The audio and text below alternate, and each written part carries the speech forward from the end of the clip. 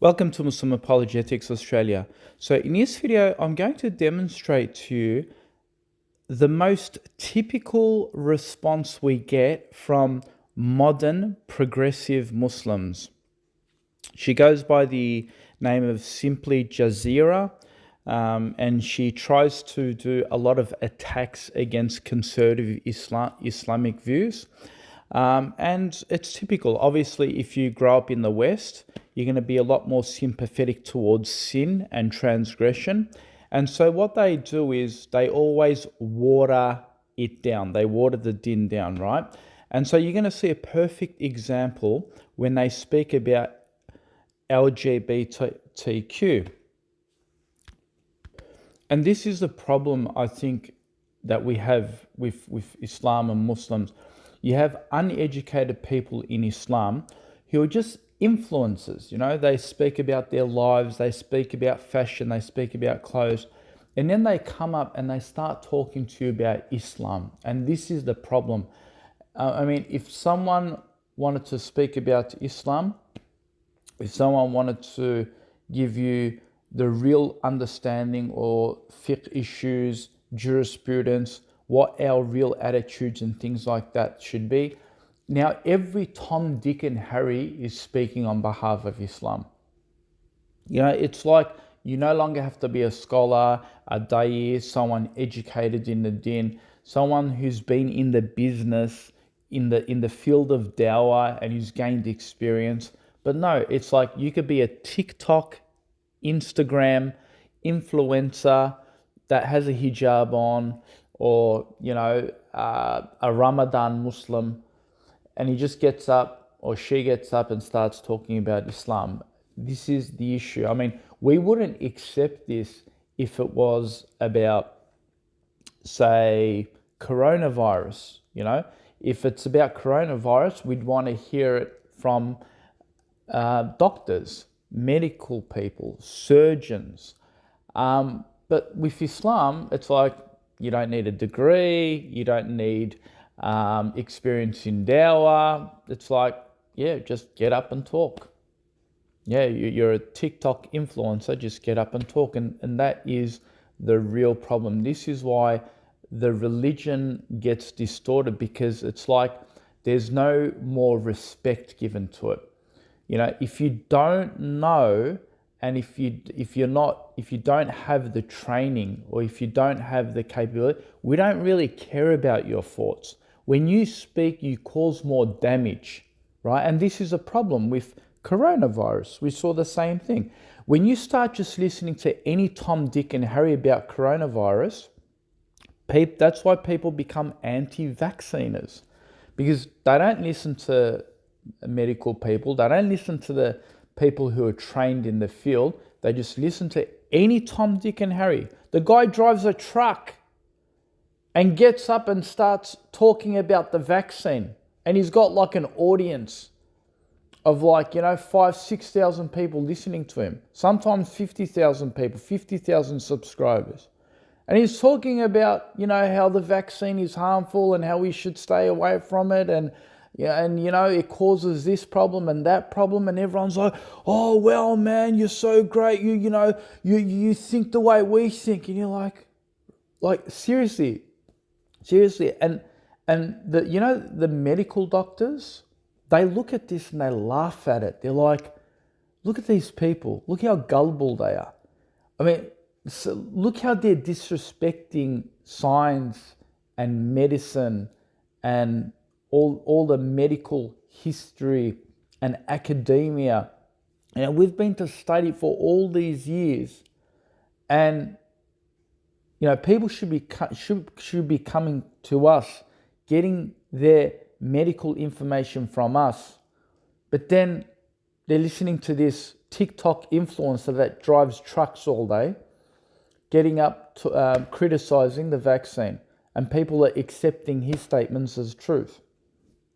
You see? It's the same thing. So it's sad. And that's why there's so much misconception about Islam. That's why people don't really take our religion seriously anymore. Like the critics, people who are non-Muslim, because everyone is saying everything and it's confusing them all now.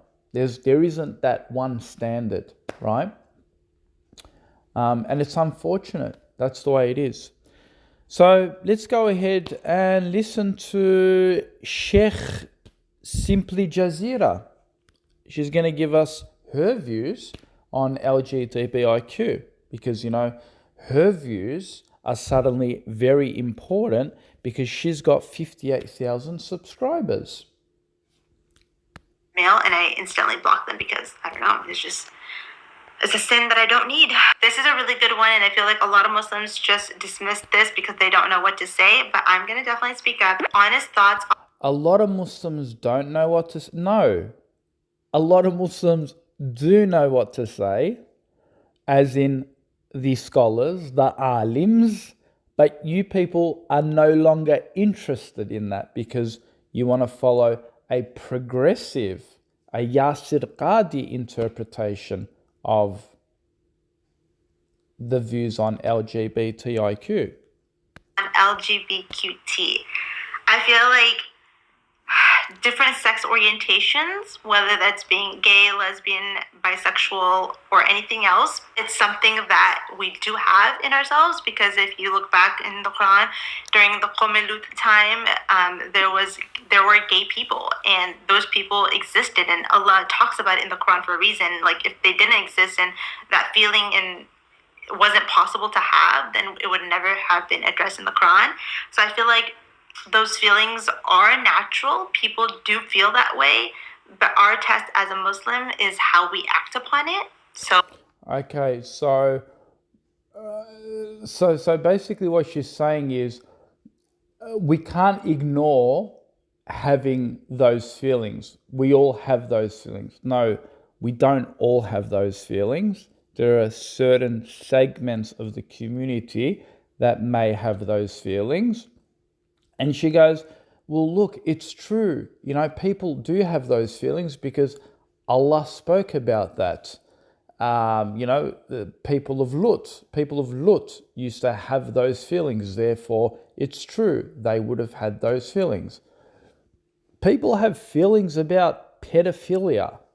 People have feelings about incest. The Quran didn't have to affirm that. People have all sorts of evil feelings. People have feelings to commit murder and genocide. Of course, evil is part of this world. You're going to have all sorts of people with all sorts of different feelings. Some people will have feelings of good. Some people will have feelings of evil. I mean, I don't really know why you had to put that point in to say it's a natural... Okay, so basically, I think the reason why she actually tried to insinuate that is she's fallen for it, right? Because she listens to the arguments the LGBTI community make, and the argument that they make is it's a natural tendency. So basically, now in her statement, she'll say things like, she disagrees with it. And that's the thing, right? So you'll have liberal Muslims are divided amongst themselves, okay? So you'll have some liberal progressive Muslims who would say, oh no, it's actually not haram. You guys misconstrued the verse of the Quran. It's talking about Lut, but it's not really talking about homosexuality. Allah is punishing them because they were men raping other men. They were coming up with all these hocus pocus interpretations, right? But we know that the verse doesn't actually say that. We know that Allah says, do you prefer men over women? So if this is talking about rape, then that would be saying that Allah was saying, do you prefer to rape men instead of women? Which wouldn't make sense, right? So they get refuted there quite easily. But then you have the other type of secular liberals, the progressive Muslims, like these ones. If they do say it's wrong, they will still try and legitimize it by meeting it halfway. So they'll basically try and wash it down, wash the sin down, basically not make it look really bad. Okay? So for example, they would say,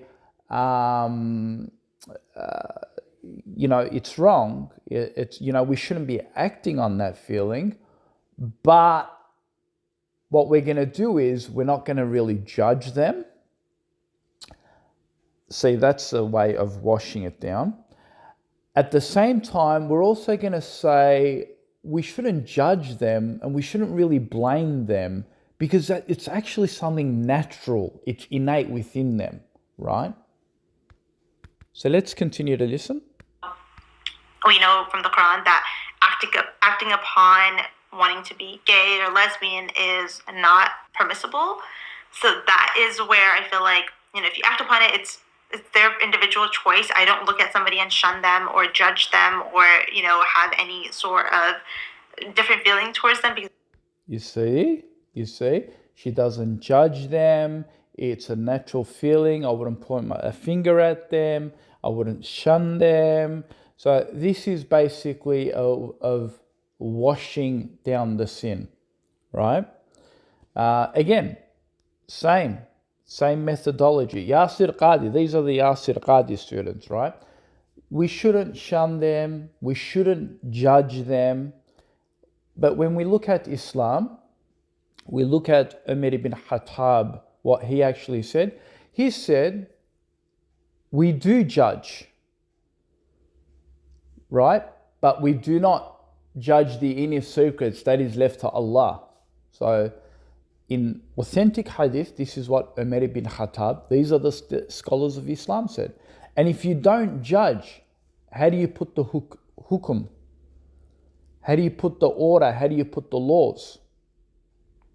If this sister wanted to be a judge, would she not judge people for committing the wrong actions?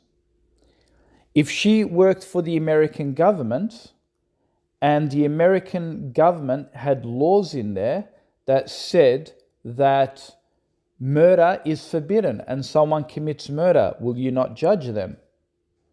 If the law says someone shall not commit pedophilia and you work as a judge, do you not judge them in the legal system? Or do you say, no, I don't judge them. The sin is upon him. My sins aren't more pure than this person's. Maybe my sins are more than this person's. Do you say that? No, you don't. Now, you may turn around and say, but you're confusing the matter. You're talking about someone who works in the law firm, who's a judge, whereas I, as a Muslimah, obviously I don't work in the field. I'm not a judge. No, that's actually wrong. Because as Muslims, we shun evil sins. We guide people. We advise people. We say this is wrong. So if you see something wrong, you say it's wrong. Don't you? You don't have to be a judge. When you see racism, when you see someone publicly sending racial slurs at a Negro person and says, calls him a nigger and starts abusing him, calling him a black, dog, for example, or using this abhorrent language towards a black person, you would condemn him, wouldn't you, publicly? You would say, this is an evil sin. This is wrong. How dare you behave this way? You would, wouldn't you? So you would shun racism. You would be open. You'd be transparent. You would condemn that openly and strongly, that individual for that sort of behavior. So why is it any different when it comes to someone who's openly saying that he's a proud homosexual and he's a Muslim, and he goes out and says, what I'm doing is halal? You would condemn that as a Muslim. You would strongly oppose that. That's what you would do. I mean, you do that with racism. Why is it different when it comes to homosexuality?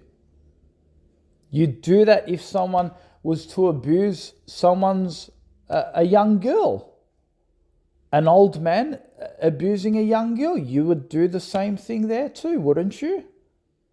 Or would you say, no, I have to keep my mouth shut?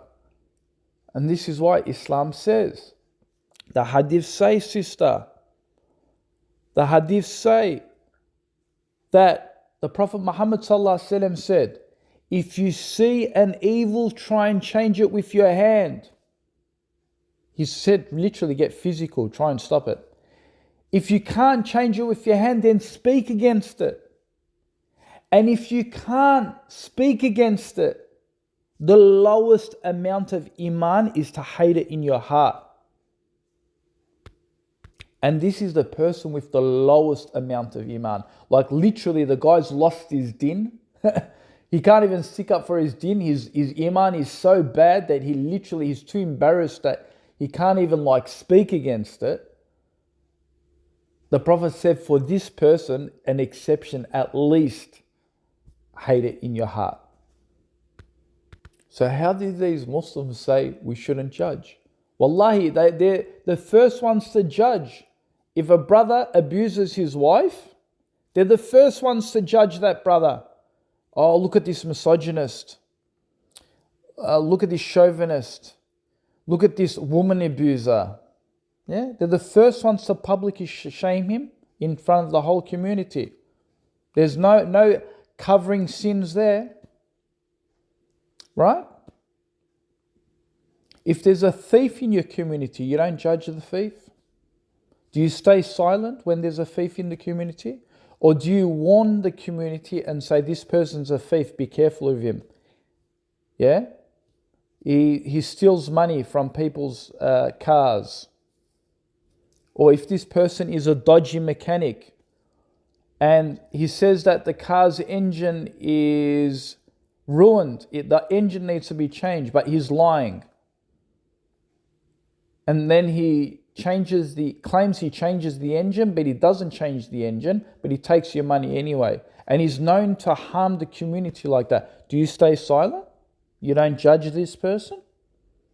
If you stay silent, then you're complicit in the action. How are you good for society? You're not. You're not warning society. A good person warns society about certain individuals. Yes, the Prophet ﷺ and Allah does teach that if you cover someone's sin, then Allah will cover yours on the Day of Judgment. Yes, we understand there are teachings like this. But this is usually in cases where you're really the only one being affected by this. But if this person is affecting the general population, then you're not supposed to just stay silent. You're supposed to confront it because it's now causing turmoil in the community. And with the spread of LGBTIQ nonsense, if you're not being stern, if you're not being open, and if you're not really shunning this community, and it's prevalent, it's everywhere, it's been taught everywhere, it's in our education system, it's being taught to our children, it's now being enforced on our masjids where we need to accept them, even on the mimbar. We need to accept these gay imams, and they can talk about, some of them talk about how gayism is halal in Islam. So if you do not shun them, if you do not vocally condemn them, then what it's going to do is it's going to lead to greater harm. And we're seeing that now. We're seeing that now. Muslims are literally now moving back to Muslim countries. They no longer can stay in the West anymore because it's just you're constantly bombarded with this. You're so constantly bombarded with this that she had to put, she gave many, many views in this video, but she had to put LGBTIQ in the comments. it's a topic of discussion now. You know why? Because we're all being affected by this. And we're all being affected by this because we haven't shown our strong condemnation. It's a wash down narrative. We've washed it down so much so, the sin. We've washed down the sin so much so that now there is literally no difference between backbiting and committing the actions of Lut. There is no difference now between lying about something and committing the actions of Sodom. That's a sin, that's a sin. And notice what else she said. She said, them acting upon it, it's just their individual choice. So this is another way of legitimizing it. So basically what they say is, it's wrong in Islam, but if you want to go and do it, then I'm going to allow you to do it. It's your individual choice. Now, would we say the same thing about a pedophile? Would we talk in that same sentiment? Would we say, look, pedophilia is haram in Islam, but it's your choice. If you want to do it, it's your choice. Would we say that? No way. Because that's you being complicit. That's you giving, like you're saying it's wrong in Islam, but if you want to do that in your private life, fine, go ahead and do it. I mean, no one's stopping you. How does that fit in line with forbidding the good? Doing the good and forbidding the evil? Doesn't. And wallahi, you know what it reminds me of? It reminds me of the hadith. There's a hadith about the sign of the hour. And the hadith says that one of the signs of the hour is people will commit sexual intercourse in the public openly, in front of everyone. Openly. And the best amongst them will come and say to them who are committing sexual intercourse publicly, please, sir, don't do it here in front of everyone. Go behind the alleyway or go behind the building, at the back of a building somewhere, or the back of the shops, wherever, or in a dark corner somewhere, and go do it there. Right? So instead of saying, this is haram, you should not do it. This is wrong, don't do this. Stop it, fear Allah. Instead of saying that, he says, no, don't do it here because I feel a bit uncomfortable. You know, you're doing it in front of everyone in the public. Go behind somewhere and do it. So this is the same as being complicit. This is the same as being legitimizing it. And that's exactly what the liberal Muslims are doing. They're saying, look, it's haram in Islam. This isn't part of Islam. But if you want to have sex with another man, don't do it here, in Islam, but go over there and go do it over there. We're not going to, no one's going to mind anyone's, we're not going to, let everyone mind their own business. We're not going to mind what you do behind the corner there. Same thing. Wallahi, it's the same exact thing that we're doing now. And in all honesty, for the sake of Allah, I hope the sister leaves this TikTok, this Instagram, all this fashionable crap that, she's doing. I hope she just she's obviously had a hard life. We all have hard lives, right? She's lost members of her family. I've lost members of my family too.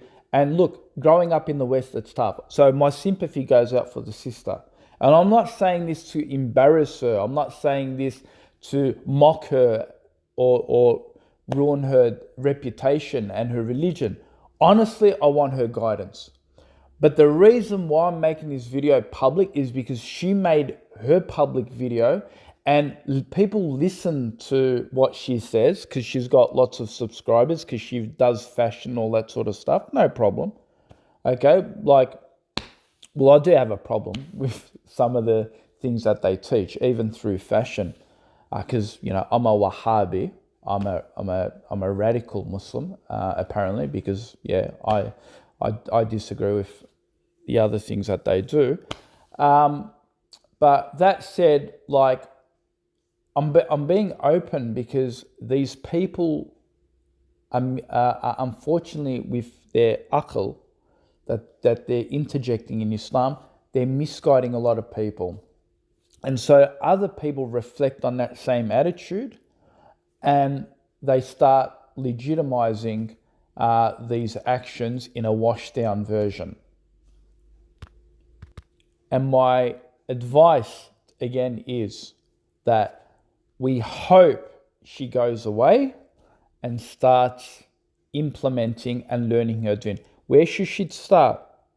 She should start from the Quran, read the Sirah of the Prophet ﷺ, read and educate herself, start listening to scholars, and please stay away from people like Yasir Qadi, Mufti Menk, and all these. Stick to classical scholars, stick to the conservative scholars, right? The ones that you call Wahhabis, okay? Listen to them strongly. I recommend you to strongly listen to them. They'll give you evidence after evidence and you'll start to correct your din. Okay, bi'idhnillah. And God willing, within 5 or 6 years' time from now on, maybe Allah will draw her closer and she'll start correcting her knowledge. And I don't have a doubt that if this person takes that path, they're going to come strong and close to Islam. But that's a choice that they need to make in their lives. Let's continue. Or judge them or, have any sort of different feeling towards them because I'm no one to judge. So I feel like dismissing people who feel that way in Islam is not okay. I feel like as a community, we usually just shun these people and like say, oh, that's wrong, that's haram, like you can't be that, and just kind of kick them out of our society, which... Sister, the one who commits that action according to hadith, and this is why I'm saying, like, a lot of the liberals have become Quranists. They've become those who reject hadith now. The hadith says to kill a homosexual, the Sharia court, not individual basis. No, I can't just go out in the street and start stabbing a homosexual. It's wrong. It needs to go before a court. A Sharia state sanctions them, puts them in court. There needs to be proof and evidences and so forth. And under a Sharia state, a person who commits this gets executed. That's the law. Okay? So that's what the hadith says. But the liberals, the progressives, they would teach, I'm not in a position to judge. I don't believe that the community should shun them and put them to the side. No, but when it comes to pedophilia, you're happy with the community shunning those individuals. You're happy with these people going to prison. But when it comes to homosexuality, again, it's because you've been indoctrinated that this is a natural tendency and this is a much lesser crime than pedophilia. It's a much lesser crime. It's probably the same crime as lying. It's probably the same crime as cheating.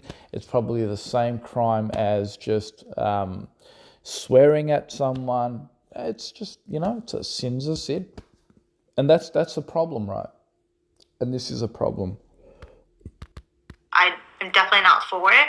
I feel like those people need more attention and love and teaching or just communication. And those are my 2 cents. So yeah, there have been a couple people in our community who have come out and they were not treated respectfully, and it breaks my heart because that is not the way to approach people from that community. So yeah. Next, the purpose of creating wealth. Apologize for the ad that just came up.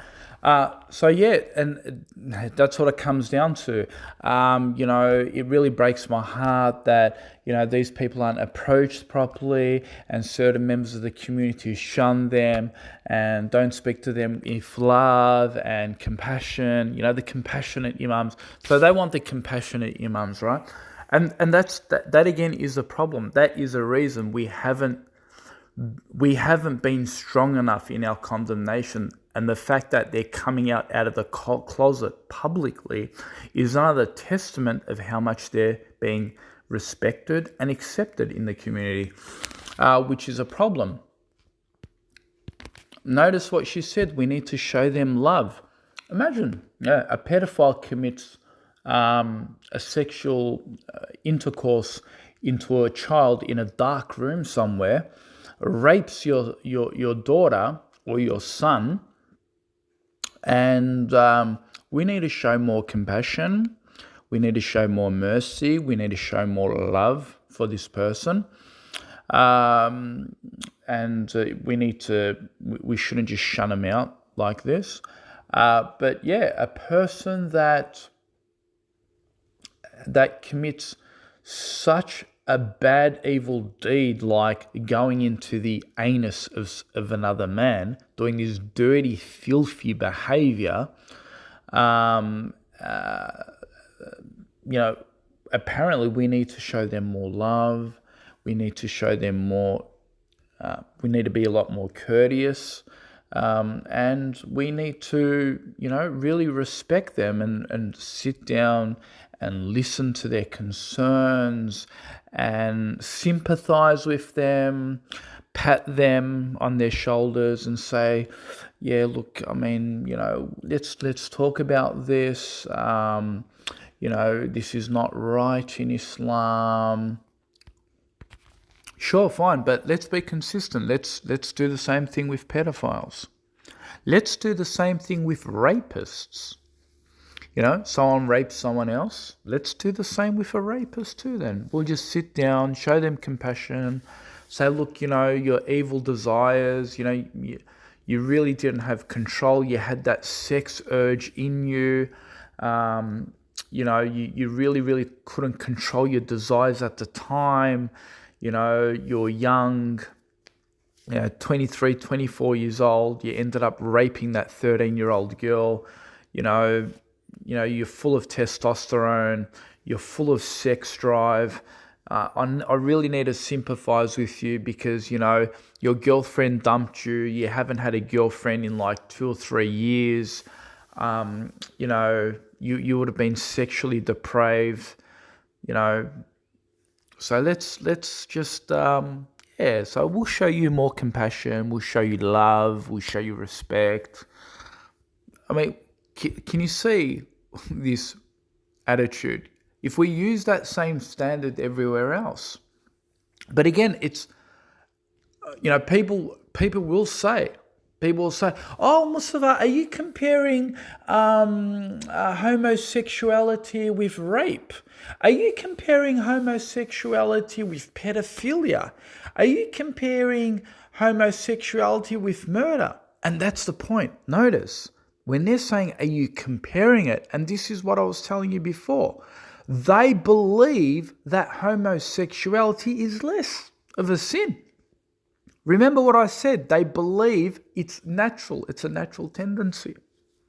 Well, guess what? Some people, there's studies showing that pedophilia is also a natural tendency. Having the natural tendency to do something is also part of pedophilia now. There's science to prove it, that these people are literally hardwired into thinking about children. And for the very fact that they say, are you comparing it, is more evidence, like I said, that they think it's less than that. And that's the problem. That's the problem for the liberal Muslims, who have washed the sin down so much, who have become so complicit in that action so much, because it's all around them now, and so they think it's completely natural. I'll tell you now, if they were all committing pedophilia, if society was all committing pedophilia, they'd all say, oh, this is becoming normalized. They'll start slowly accepting that too. I'm telling you, they'll start slowly accepting that too, and they'll say, this is now all, we've got to be a bit more compassionate for these people. There's a natural feeling. And that's the thing, when there's more of the LGBTI coming out, there's more of them and it's more enforced in the culture, then you start becoming desensitized. And it's like that with pornography. I'll tell you now, there are Muslim parents who actually allow their children to watch pornography. Because you know what they say? They say, well, all the kids are doing it anyway. They're all doing it anyway. Wallahi, I know Muslim parents who actually are saying that. They're saying, yeah, we allow our children to watch pornography because, aren't all 14-year-olds, 15-year-olds watching it anyway? And so watching pornography is no more than a greater sin than committing LGBTIQ action, homosexuality action. Both the same thing. Both the same sin. Right? And this is the last point. If their scholar, Yasir Qadi has said he doesn't agree with LGBTI homosexuality from a religious moral standpoint, but he agrees to it from a political standpoint. Can you imagine? Yasir Qadi studied at Medina University, claimed he had one of the highest degrees. He's a scholar. He says he can agree to homosexuality from a political view, meaning that if he was running in office, if he was the political leader, he would allow and give homosexuals their rights to marriage. They can marry each other. He agrees to this politically. He gives them the right to do that sin. Imagine a prophet saying in the time of Lut that if he was the king, if that prophet was the king of that country, he will allow Lut to parade and do their actions. Get married with each other. Can you imagine if a prophet did that? We'd all shun, would say, this isn't a prophet of God, this is a false prophet. Right? But Yasir Qadi says he agrees to it politically.